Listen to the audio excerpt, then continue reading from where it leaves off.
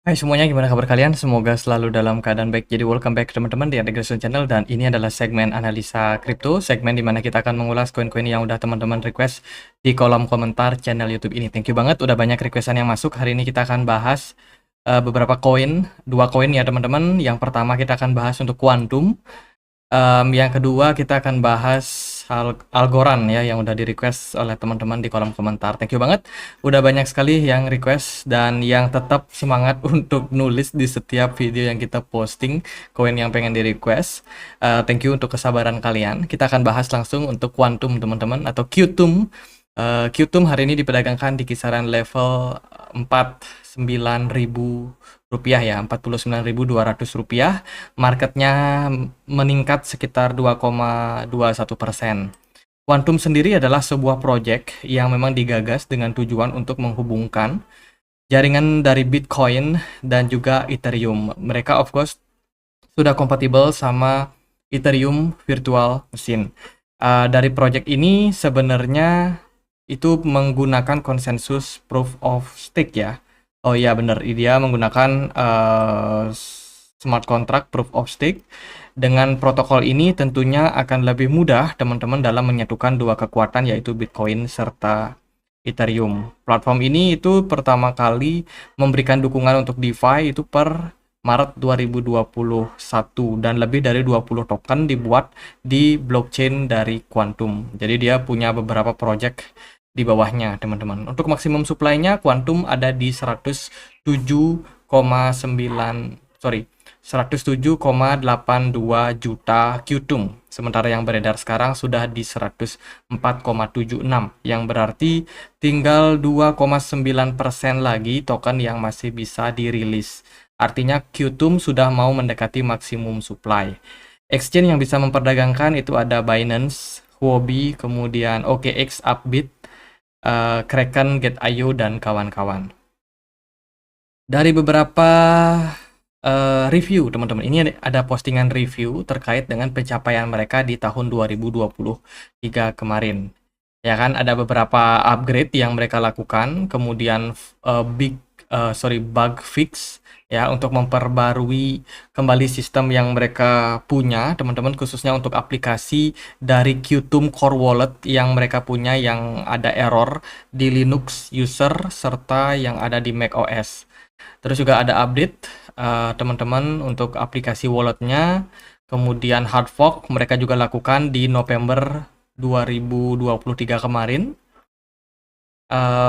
Itu beberapa event yang mereka sudah lakukan dari Qtum. Kemudian beberapa kolaborasi dan juga kerjasama juga mereka lakukan dengan Oasis NFT. Ini adalah marketplaces launch ya. Kemudian juga ada Fox Wallet. Wallet ini memiliki keterhubungan juga dengan jaringan-jaringan dari Bitcoin sama Ethereum teman-teman, yang mengusung smart contract yang mensupport jaringan dari Quantum. Kemudian juga ada C14 Teams. Ini adalah sebuah platform seamless untuk menghubungkan antara fiat sama crypto payment. Terus juga ada Lumos ORG yang merupakan Ziki Rollup yang dibangun di jaringan yang dimiliki oleh Quantum. Dan yang terakhir ada Tnet ORG, Broadening Horizon Liquid Staking in China. Ini semacam platform DeFi gitu ya, yang menyediakan likuiditas teman-teman. Itu beberapa program atau kerjasama yang dilakukan oleh Quantum. Di komunitas Twitter mereka cukup aktif juga dalam hal sharing produk-produk apa yang mereka bangun. Cuma kalau saya menilai engagement, kedekatan mereka sama viewers itu nggak terlalu banyak ya. Viewsnya cuma 1.000, 3.000, 4.000 ya, kisaran segitulah teman-teman. Menurut saya ini butuh banget untuk diimprove oleh Qtum untuk kedepannya, supaya ya sosial media mereka lebih beragam, lebih rame teman-teman, sehingga itu akan menimbulkan impact yang bagus untuk harga dari Quantum. Paling itu sih yang harus kita lihat ya dari Quantum. Kemudian kalau kita perhatikan dari tokennya, dia pertama kali listing itu 2017. Jadi ini adalah project yang udah lama teman-teman, udah lama, senior, dan tentunya dengan waktu yang lama itu mestinya Quantum sudah memahami nih kondisi dari market dan dan tentunya mereka bisa improve teman-teman dengan pengalaman-pengalaman yang mereka punya. Untuk saat ini harga dari Qtum itu berada di kisaran level 3,1 dolar. Ya, secara teknikal pergerakannya sudah mengarah ke tren yang bagus setelah dia berhasil breakout dari pola descending triangle di sini dan breakout di level resistance waktu itu di kisaran 2,8 dolar dan sekarang sudah bertahan di 3,1. Ini merupakan sebuah indikasi yang cukup bagus, teman-teman. Cuman belum selesai ya tugas dari Qtum, dia harus bisa membuktikan untuk kembali tren rally berikutnya teman-teman dengan target maybe ke kisaran 30 dolaran. Itu adalah area-area di mana Qtum pernah dicapai sebelumnya. Secara pergerakan sebenarnya Qtum udah menunjukkan tren yang lebih baik. Ya, kalau kita lihat dari jangka pendeknya, indikator volume menunjukkan volume perdagangan dari Qtum cenderung mengalami tren penurunan, disertai sama smart money yang juga mengalami tren penurunan. MACD juga masih mengindikasikan potensial koreksi terjadi pada Qtum. Jadi untuk sekarang berada sideways atau bergerak sideways di atas level support 2,8 itu merupakan indikasi yang baik, teman-teman. Semoga ini merupakan fase akumulasi yang dilakukan oleh whales untuk kenaikan berikutnya yang lebih tinggi untuk Qtum. Jadi untuk saat ini ya sabar-sabar dulu aja bagi teman-teman yang mungkin sudah punya tokennya, membutuhkan waktu memang teman-teman, tapi ya semoga tidak ada bad news dari project Qtum ini. Next kita akan bahas untuk Algo ya. Algorand hari ini diperdagangkan di kisaran level Rp2.987. Marketnya mengalami penurunan yang lumayan 2% dengan volume perdagangan yang juga sama mengalami tren penurunan. Algorand ini pasarnya lebih besar ya. Dia sudah listing di Binance, Huobi Global atau HTX, OKX, Coinbase, KuCoin, Gate.io, Bybit, Kraken, dan kawan-kawan. Jadi otomatis untuk likuiditas mereka cukup besar. Kemudian juga dari supply maksimumnya, Algo ada di 10 miliar. Sementara yang beredar sekarang baru 8 miliar token. Belakangan project yang dibangun oleh Habar Algorand ya teman-teman, kita bahas Algorand ini kenapa Habar. Nah ini berita terbarunya teman-teman, ada roadmap yang dibikin oleh Algorand sendiri untuk menyambut 2024 teman-teman. Di sini ada beberapa kategori sebenarnya yang mereka ingin capai. Yang pertama adalah the Resilience Defense Dynamic Runtimes. Kemudian ada The Ruy Lopez Defense, terus juga ada The Queen's Gambit, The Reddit, The Capablanca Variation, dan juga Algo Kit and More untuk 2025. Jadi di sini dia breakdown dengan beberapa istilah-istilah yang menurut saya cukup sulit untuk diingat, tapi pada intinya adalah the Resilience Defense ini berhubungan sekali sama yang namanya kecepatan daripada blockchain Algorand yang bakalan mereka improve untuk kedepannya. Ya, waktu putaran dinamis akan meningkatkan kinerja jaringan yang berarti throughput lebih tinggi dan waktu blok lebih rendah. Artinya dia pengen meningkatkan kecepatan daripada blockchain Algorand supaya makin cepat lagi di kemudian hari. Peningkatan protokol ini dimaksudkan pada jaringan Algorand akan dimulai pada tanggal 10 Januari sampai 17 teman-teman. Peningkatannya mulai dari 10 Januari dan akan mulai berlaku di tanggal 17 Januari. Sampai ke depannya akan terus berlaku. Kemudian juga ada The Ruy Lopez Algo Kit 2.0. Ini juga berhubungan sama peningkatan yang pertama. Jadi ini peningkatannya step by step, teman-teman. Jadi peningkatan yang pertama akan mempengaruhi peningkatan yang kedua. Ini tujuannya untuk mewujudkan janji yang memerlukan lebih dari sekedar inovasi. Pada intinya adalah ini adalah sebuah upgrade teman-teman, Algo Kit yang akan melihat peningkatan tambahan sepanjang tahun 2024 termasuk peningkatan pada local net dan juga sandbox untuk lingkungan eksperimen. Kemudian pengenalan pengujian unit Python untuk membantu penggunaan menulis kode aman. Jadi ini berhubungan sekali sama teknis di dunia blockchain ya. Ada upgrading yang mereka pengen lakukan teman-teman. Kemudian akan lanjut ke Queen Gambit.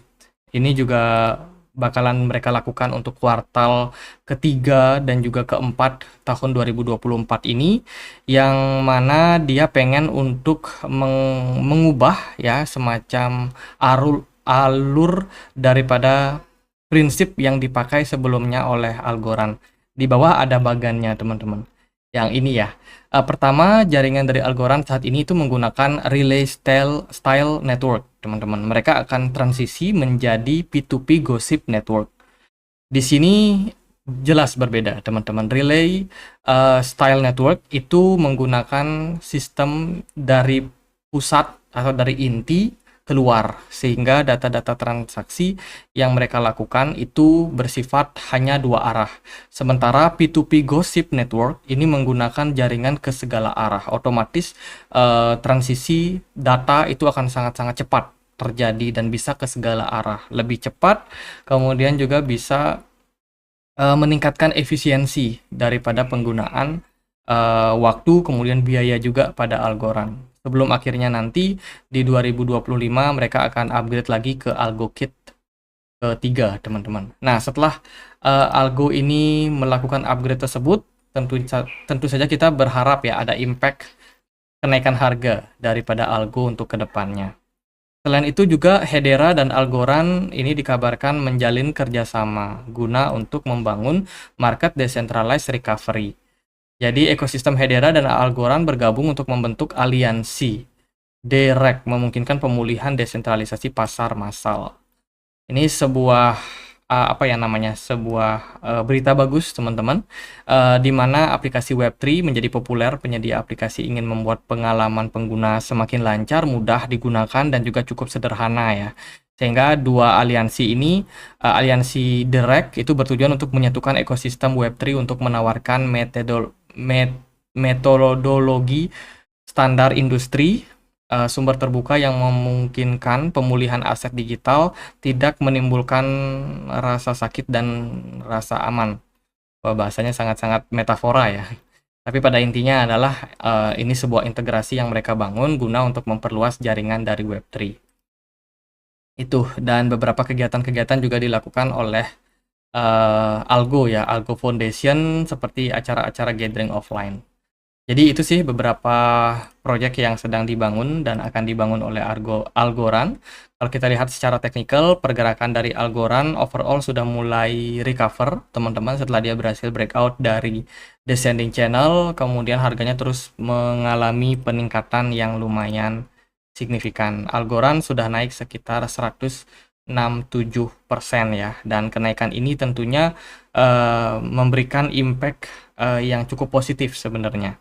Dari volume perdagangan, sebenarnya Algorand ini terbilang sempat naik, tapi sekarang udah mulai mengalami tren penurunan, disertai dengan intensitas smart money yang juga kurang lebih sama, menunjukkan tren penurunan. Dengan posisi MACD yang cenderung korektif, tentu saja ini adalah momentum untuk Algorand koreksi sehat setelah kenaikan yang sudah terjadi. Hari ini Algorand berada di kisaran level 0,19, level support terdekatnya yaitu di kisaran 0,16, dan level resistance-nya ada di kisaran 0,22. Jadi so far untuk sekarang ini bisa dipantau dulu level-level support resistance, karena menurut saya untuk pergerakan dari Algo ini masih cukup kuat ya, cuman dia belum memberikan indikasi akan lanjut naik atau justru malah melanjutkan fase koreksi untuk jangka pendek.